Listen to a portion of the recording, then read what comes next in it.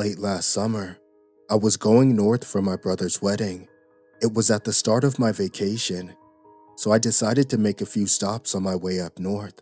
I'd make a stop for camping, another for a day of fishing, and so on. My brother, who was stopping in Minneapolis, was pushing hard for us to have a day to go shopping together, and I just wasn't feeling it. He was all head in the clouds in love and talking about his blissful future, and it kinda just soured my mood. I was passing through a small Minnesota town when I decided to make my first stop. Fishing. That would get me far away from the blinding smile of my brother. It'd just be me, a six-pack, and all the time in the world. There was a lake that ran through the west side of town and curled into the woods. There was a dirt road coming around the back of the lake, opposite of the town. It would probably take an hour or two just to trek back to town through the undergrowth. It was a pretty big lake. The locals seemed friendly enough at the gas station, and you don't need a license to fish. So I figured, hell, why not? So I drove the long way around, parked my car, got my gear, and dug along the tree line for bait. Didn't take long to fill up a jar. I followed the path back down to the lake, bait in hand. It was almost lunchtime, and I'd gotten a few sandwiches and a six-pack from a nearby gas station. I had this really comfy camping chair, an audiobook, and nowhere to be for the next 18 hours. Hell, if I skipped my Minneapolis shopping spree with Smiley McGee, I could stay an extra day out here. Also, this gave me an excellent excuse to just skip going there at all. Needless to say, I was psyched. As I walked up to the lake, I noticed a wooden sign, handmade and painted, with clear text, Melonhead. I stopped to just reread it a couple of times. Melonhead? What the hell was a melonhead? I took a picture of it and kept walking. As I got closer to the lake, I started hearing frogs. Like, a lot of frogs. There was this strong, intense smell of vegetation in the air. But, as every good outdoorsman knows, frogs are basically a sign of a healthy ecosystem. Sure, in some environments they can be intrusive, but that wasn't the case up north. I put up my camping chair on the beach. I took off my shoes and prepped 2 fishing rods. I put them into empty bottles that dug into the sand so I could set them aside. I leaned back in my chair, cracked a cold one, and put a baseball cap over my face. As Will Patton started reading me the Bill Hodges trilogy, I completely zoned out. This was what I'd been working for all year. This was a proper vacation. I must have fallen asleep, probably for an hour or so. When I woke up, I'd completely lost track of my audiobook. My beer was warm by now, and my fishing bobbers had drifted all the way back to the beach. I got up, reeled in the lines, and reached for my bait, only to notice it was tipped over in the sand, empty. That's strange. I left my gear on the beach, got a shovel, and returned to the tree line. It took me longer to find bait this time, and I had to go a bit deeper. The frogs were a bit more quiet now, and there were a few clouds gathering on the horizon. I decided that I wouldn't stay unless the rain passed me by.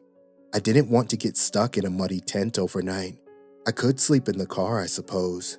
As I got back to my camping chair, I had a bad feeling.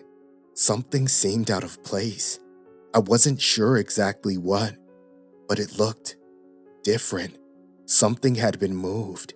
Will Patton kept talking in my ear, but I was no longer hearing the story. By now, it was just noise. Like a friend who didn't know when to stop talking. As my phone chimed with a notification from my brother, I turned it off and took off my headphones. It took me just a few seconds to realize that all the frogs had gone silent. I just stood there with my bait jar, hearing an eerie wind pass through the birch trees. I decided I'd give it another go. If it started to rain, I'd just sleep in my car. So I got back, threaded my bait, and threw my bobbers out one more time. I set my rods back up, put my headphones back on, and put away my lukewarm beer. As I brought up my phone and started rewinding the audiobook, I noticed a ripple on the lake. Not a big one, but a noticeable one. Probably a fish breaching the surface. Maybe this wasn't a lost cause after all. Just a few minutes later, the first bobber dipped under the surface. It immediately came back up, but now I knew that the fish were biting. Moments later, the second bobber dipped. I held my breath, waiting to see the bobbers dip for real. There were fish there. It was only a matter of time. But minutes passed by, and I got a strange feeling. I reeled in one of the bobbers and noticed the bait was completely gone. I reeled in the second one, and it was the same. Bait was gone. Very determined and skilled fish in this lake. Definitely. I decided to try something different. I brought up my box of spinners and found a black and blue lure that usually worked on bass. My best rod had a spinning reel, so that would work just fine. I set it up, stepped up to the edge of the beach, and threw it out. A solid, beautiful arc way into the lake. Half an hour passed, and I just got back into the rhythm. The click of the spinning wheel, the smoothness of the line. It was nice. Then, a bite. Not a big one, but a bite. Finally! I hooked it and started reeling. Not twitching, just a solid, steady reel. Probably not a big fish, about a pound at most, but now I had something to show. Would probably make a neat Instagram post, or something for my Tinder profile. Laugh at it if you want, it works. My lure was about halfway back when the line suddenly snapped. It wasn't even from the pressure. It was as if the line was just cut. The fishing line snapped out of the water. I just dropped my rod in the sand and threw up my arms. What the fuck? I yelled to myself. What the fuck was that? And there, out on the lake, another ripple.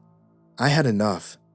I packed up my things, trudged back to my car, and dumped it all in the trunk, even the lukewarm beer.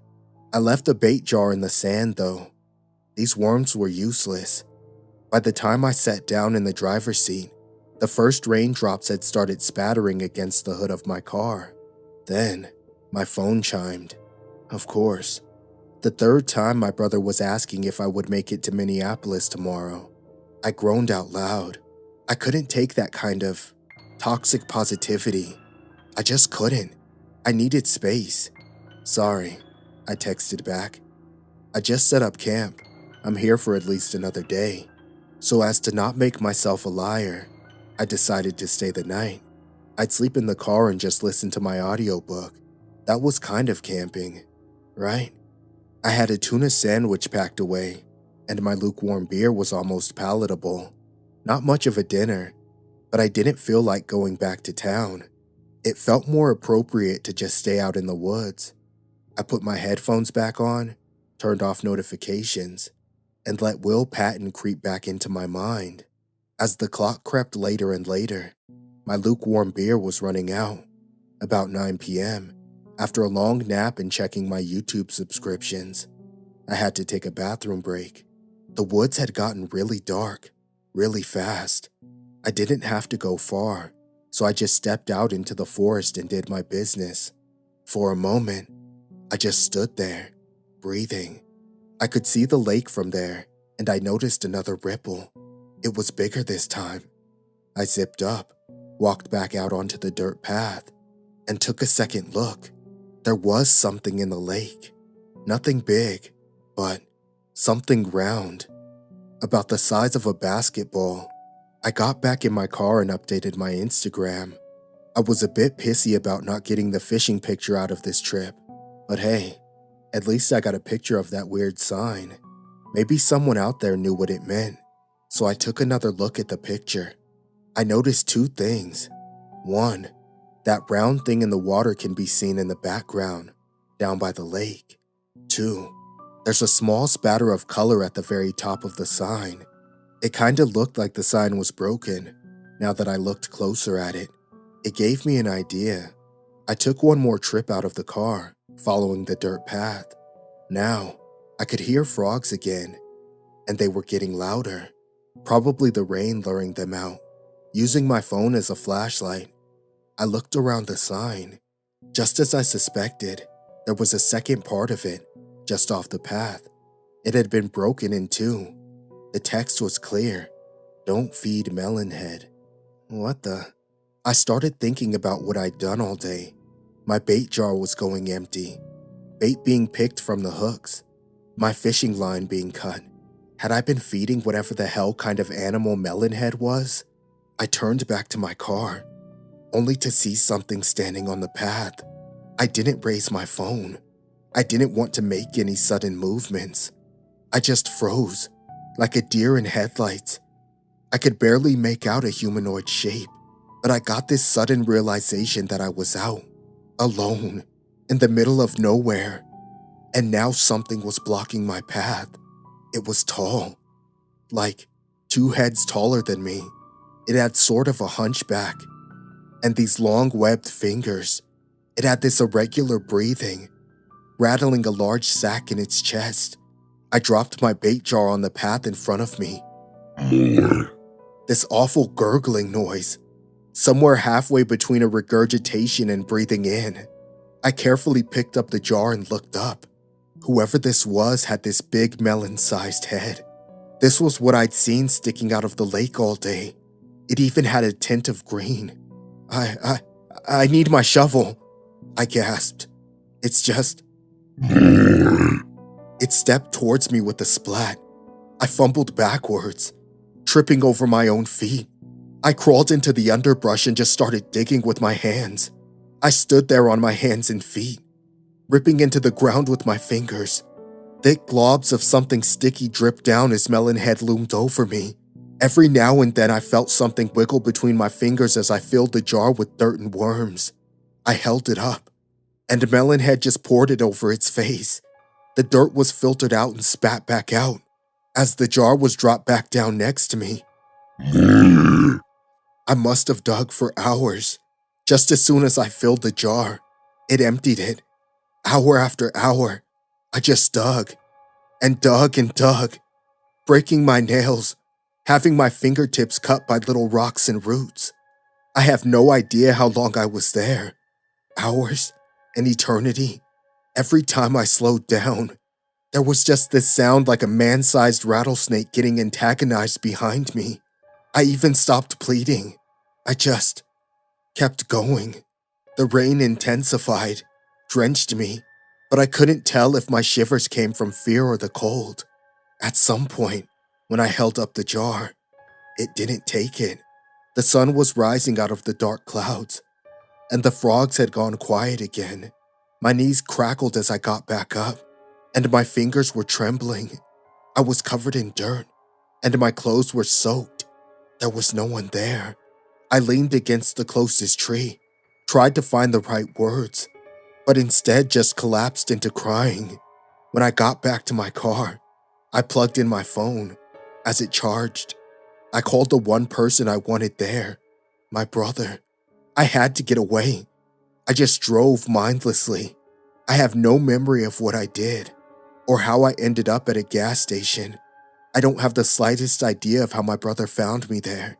I just remember being glad he did. It's taken me a long time to come to terms with what happened. For a while, I thought I'd had some kind of mental breakdown, thinking that what I experienced was something I just made up.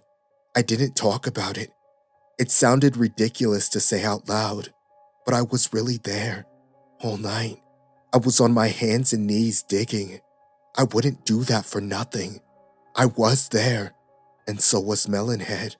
I decided to finally make this post after I found a couple of people posting a picture of that same sign on Instagram. It was still broken in half, and right there, in the background, was that brown thing bobbing in the water.